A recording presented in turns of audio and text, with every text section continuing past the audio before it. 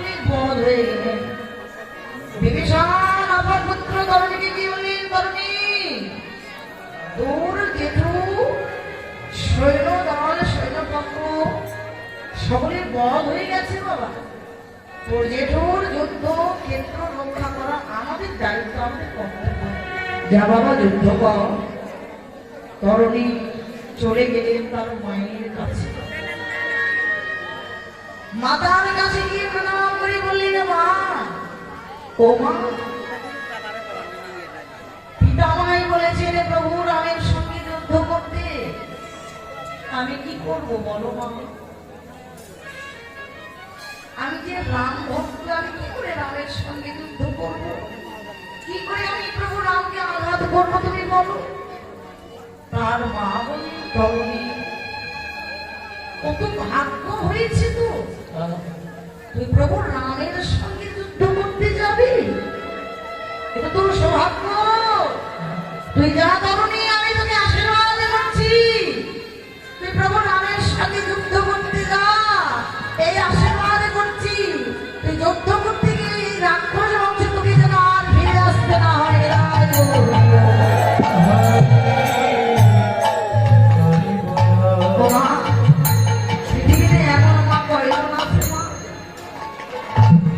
মা জানে যুদ্ধে গেলে সন্তানের প্রাণ হারাতে পারে, এভাবে আমরা কি পারবো?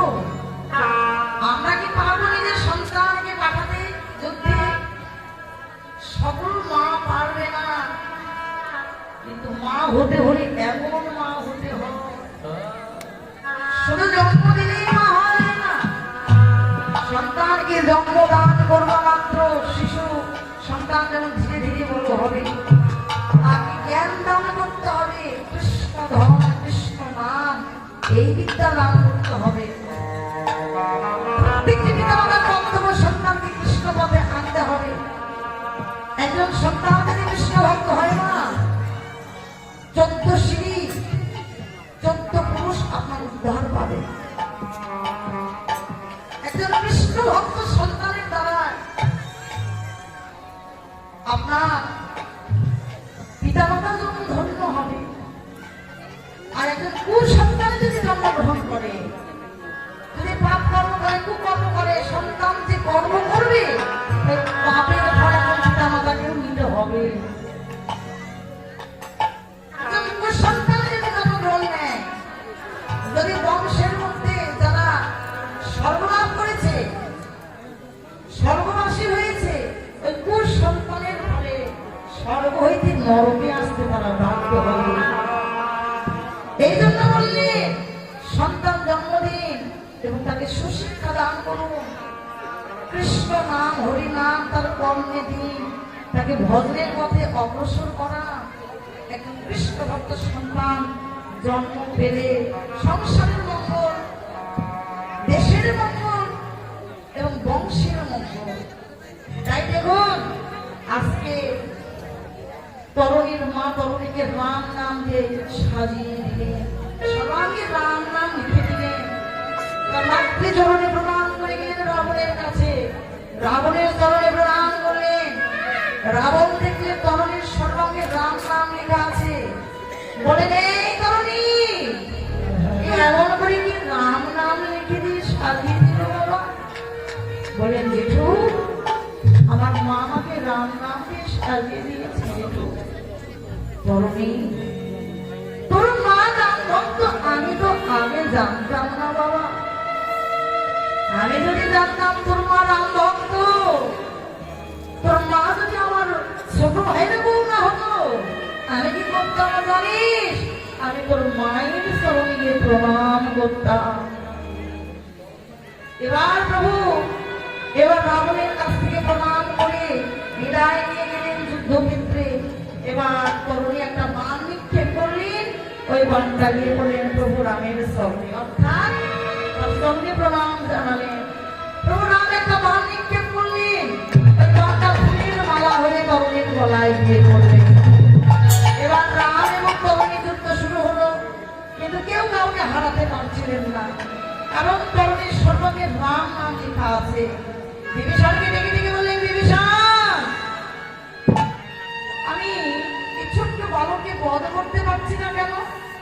সকলকে বধ করলাম, সামান্য একটা বালককে বধ করতে পারছি না। বিভীষণ বলল, প্রভু তুমি যদি বধ করতে চাও তাহলে কি ব্রহ্মাস্ত্র নিক্ষেপ করো, ব্রহ্মাস্ত্র নিক্ষেপ না করলে বধ হবে না। এইবার প্রভু রাম ব্রহ্মাস্ত্র নিক্ষেপ করলেন। ব্রহ্মাস্ত্র নিক্ষেপ করবার সঙ্গে সঙ্গে তরুণীর শিরচ্ছেদ হয়ে গেল। যেই না শিরচ্ছেদ হয়ে গেল, এবার প্রভুর স্তম্ভে গিয়ে পড়লেন। আর বিভীষণ এক পাশে নয়নের জলে কাঁদছে। প্রভু রাম ডেকে ডেকে বললেন, বিভীষণ তুমি অমন করে নয়নের জলে কাঁদছো কেন? বিভীষণ বলল, প্রভু আমি কাঁদবো না, আমি কাঁদবো না প্রভু। এই যে তুমি আমার চোখের সামনে আমার পুত্রকে বধ করলে, আমি কাঁদবো না। জগতে এমন কয়জন পিতা আছে বাবা, যে নিজের চোখের সামনে নিজের পুত্র বধ হয়ে যাচ্ছে? জগতে জগতে এমন কয়জন আছে যা সহ্য করতে পারে? প্রভু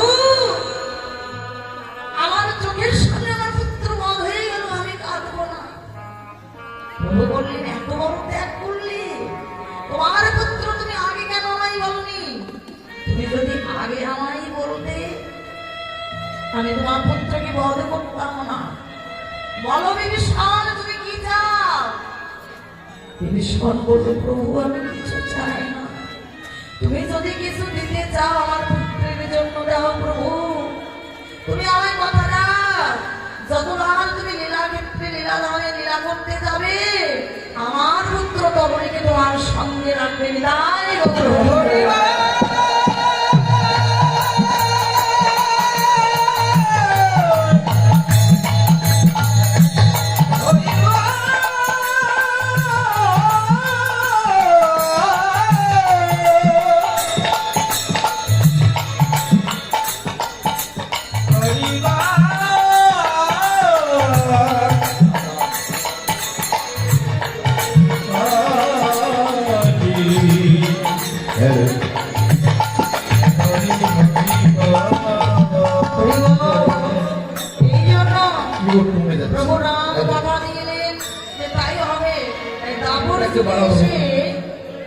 ভগবান প্রভু রাম হলেন শ্রীকৃষ্ণ, আর তরুণী হলেন সুর সখা। তাই ভক্তের মান বাড়াবার জন্য, ভক্তের চরণ ধরে অঙ্গে মানবার জন্য খেলার ছলনায় ভগবান হেরে গেল। আর সুবলকে ডেকে ডেকে বললেন, সুবল রে, ও ভাই সুবল রে, কত ভাগ্য গুণে আমি তোর সঙ্গ পেলাম। ও সুবল, জগদীশ্বর ভক্ত ভগবানের চরণ ছায় না ভাব, জগতের ভগবান ভক্তের চরণ চায়। সুবল রে, আজ আমার ভাগ্য হয়েছে, আয় ভাই আমার কান্ধে আয় রে, একবার দেবে সুবল।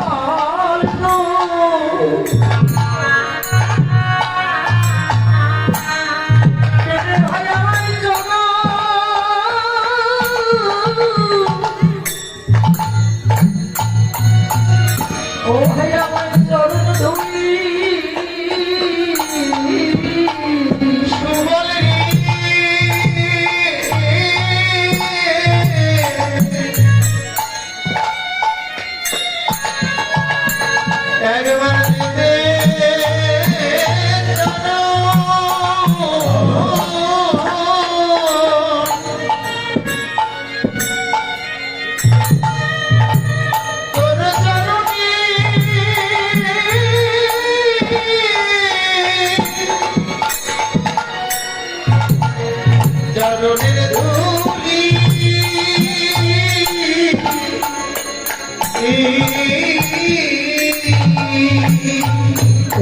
সুবল রে,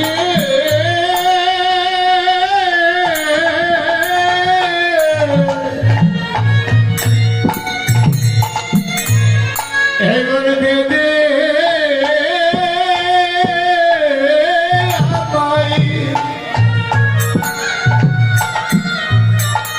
আমার জননী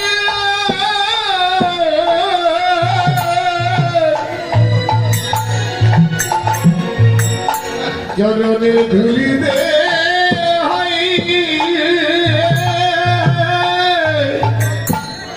ভাই সুমন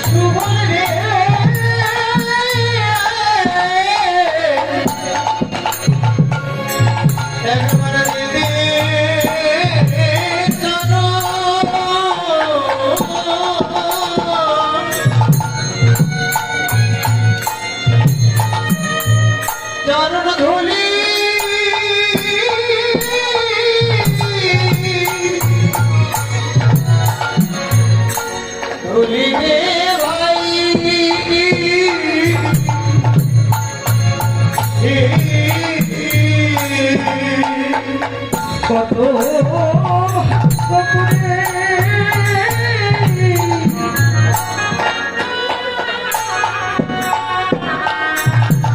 তোর চরণ ধুলি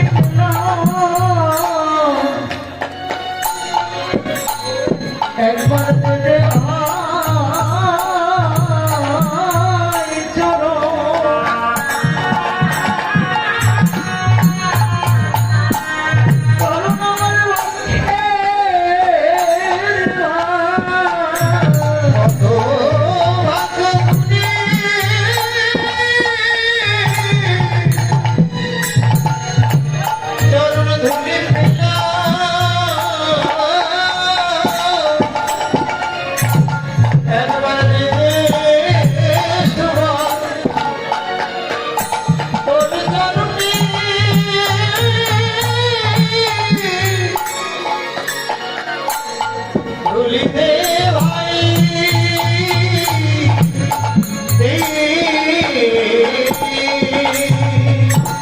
কত ভাগ্য গুণে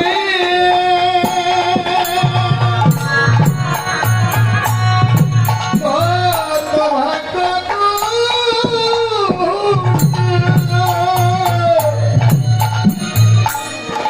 চরণ পেয়েছি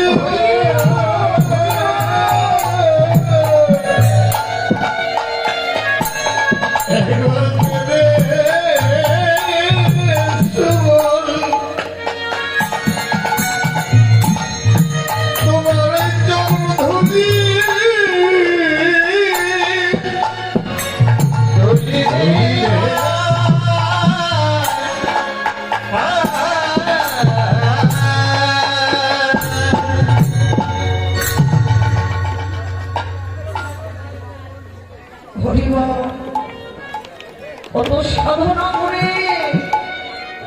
সঙ্গ পেয়েছি, তাই একবার কৃপা করে তোমার চরণে ধরিও দিবা।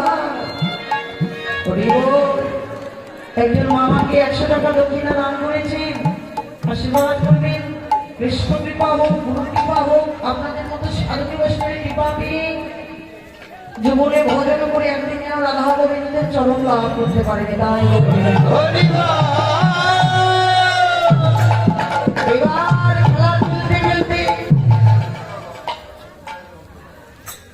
এবার খেলা খেলতে খেলতে সুবল মতো দর্শন করে রাধা বদনের কথা মনে পড়ে গেল। তাই আজকে মায়ের জলে নাচছে আর সকালকে বলেন সকালে কানো কহিবনি ভাই খেলো সবে একঠায়, আমি আসি একবার কানো দেখিয়া। ওই কাননের শোভা দর্শন করে আসি, আমার পরমে কাঁদছে ভাই। সুবল কানে কানে গিয়ে বললেন, এই কানাই তুই আর সকলের কাছে মিথ্যা কথা বললে আমার কাছে বলতে পারবি না? তোর বনের শোভা মনে পড়ে না, তোর রাধা বদনের কথা মনে পড়েছে ভাই, এই জন্য তুই অমন করে কাঁদছিস। এবার আমিও তোর সঙ্গে যাব। সকল রাখালগণ, সকল সখাগণ, আজকে খেলা খেলছিলেন। খেলা খেলতে খেলতে প্রাণ ভগবান সখাগণকে বললেন, সখারে প্রতিদিন প্রতিদিন আমরা একইভাবে খেলা খেলি, কিন্তু প্রতিদিন প্রতিদিন এই একই খেলা আর খেলতে ভালো লাগে না। আজকে খেলা খেলবো, আর এই খেলার মধ্যে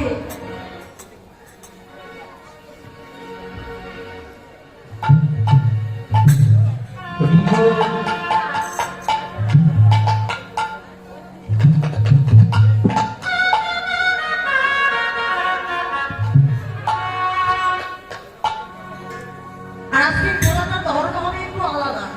এমন খেলা খেলা হবে কিন্তু দুটি পক্ষ হবে, আর এই খেলার মধ্যে যে পক্ষ হারিয়ে যাবে তাকে কান্ধে করে নিয়ে ওই বংশী বটের মনে রেখে আসতে হবে। তাই আজকে সবার মনকে নিয়ে খেলা খেলছেন।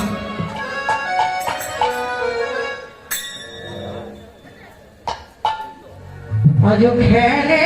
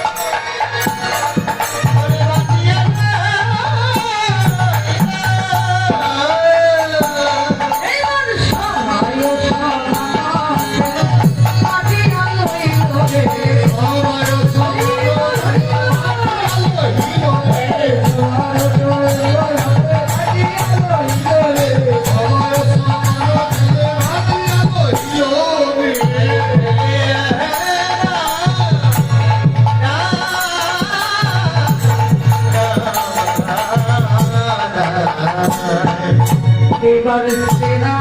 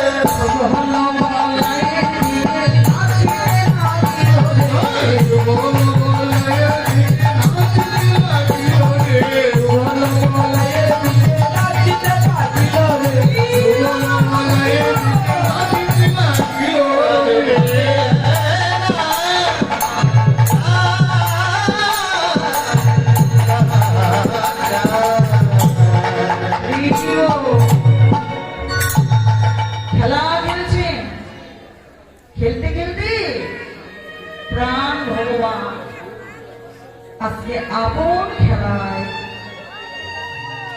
খেলতে খেলতে আপনি হেরে গেল। ওমা, যিনি অনন্তময় বিশ্ব ব্রহ্মাণ্ডের অধিপতি, তিনি কি খেলায় হারতে পারেন? কিন্তু আজকে হেরে গেলেন কেন? ভগবান হারলেন তার কারণ ভক্তের মান বাড়াবার লাগে, ভক্তকে উপরে রাখবার জন্য আজকে ভগবান আপনি খেলায় হেরে গেল।